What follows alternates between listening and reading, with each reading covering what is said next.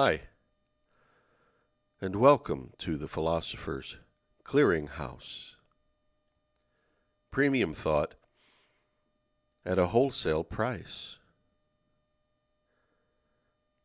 It's your very own dinner with Andre. I'm your host, the Joyful Christian, a.k.a. Romans 918, a.k.a. Calvinist Klein. And I'd like to welcome you. Today's essay is a series of notes from a lecture given by contemporary philosopher Robert Paul Wolff, a lecture on Kant's critique of pure reason.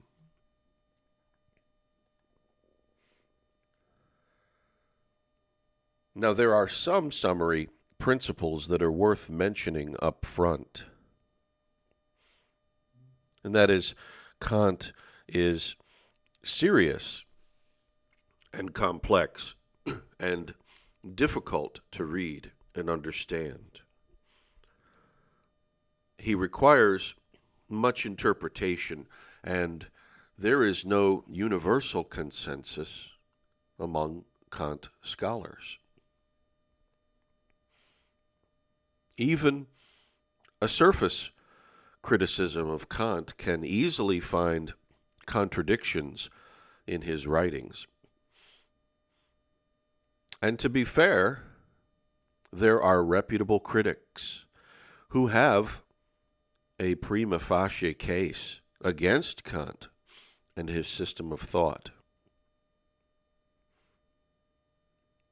And yet, Kant's thought is the greatest philosophy ever written. And Kant deserves to be charitably read and considered. So says Robert Paul Wolff, who tells the story about a butcher and an analytic philosopher who enter a contest to carve a side of beef. The butcher in this story is the skilled critic who does the difficult task of criticism well and carves the side of beef skillfully and wins the prize. The analytic philosopher is the unskilled critic, one who is unsophisticated and incompetent in criticism. That is, one who ruins a good side of beef. It seems that Wolff partisanly uses the story to criticize the field of analytic philosophy. One wonders, can he see his own reflection in the mirror? Wolff sees the best Kantian interpreters as those applying important skills to draw out the deep meaning in Kant, even if it leads to some disagreement among interpreters.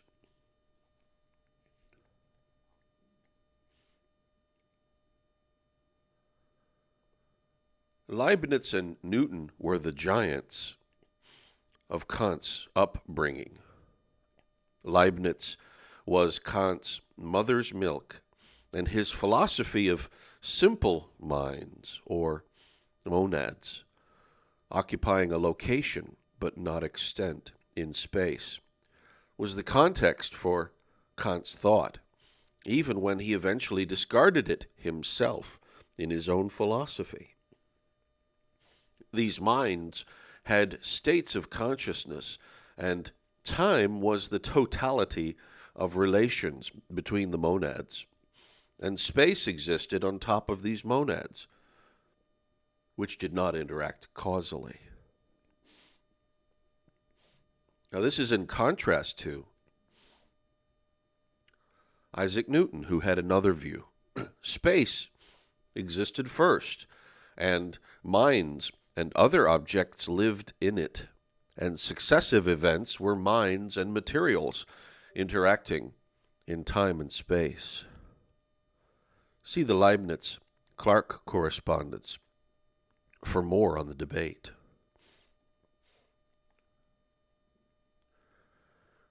In addition to that debate, there was also a sharp philosophical discussion around the theory of human knowledge, its sources and limits. The main players were Descartes and Leibniz as continental rationalists on one side, and Locke, Berkeley, and Hume, the English empiricists, on the other. The rationalists thought reason was primary and perception was unreliable, while the empiricists considered sensation as primary, and that there was nothing in the intellect that was not first in the senses.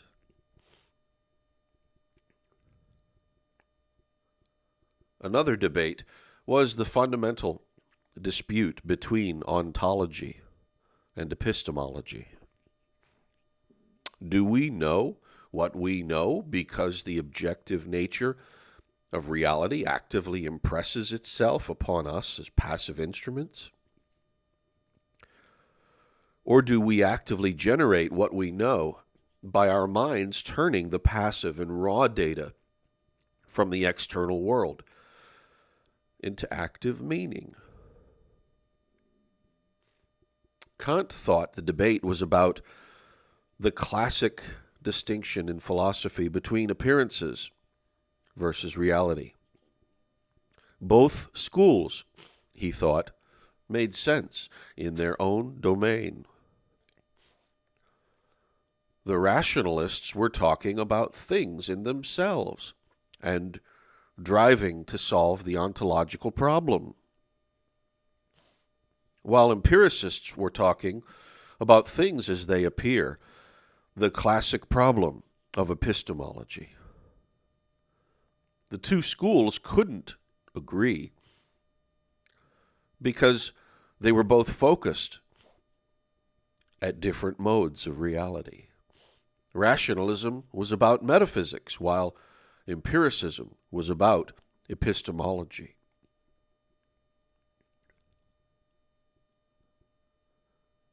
In 1781, Kant published the first edition of his Critique of Pure Reason, and it completely transformed philosophy. It ended the classic hegemony of theology over philosophy, and in the coming decades, philosophy became the pinnacle of the humanities, with theology being dismissed, ostracized, and delegated to a backwater.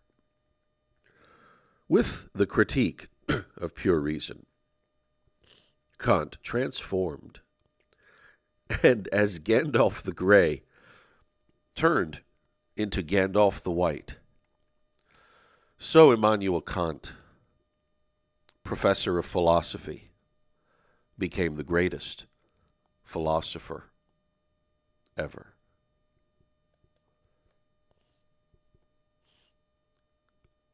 Thanks for listening. I'm Romans 9:18 for the Philosopher's Clearinghouse.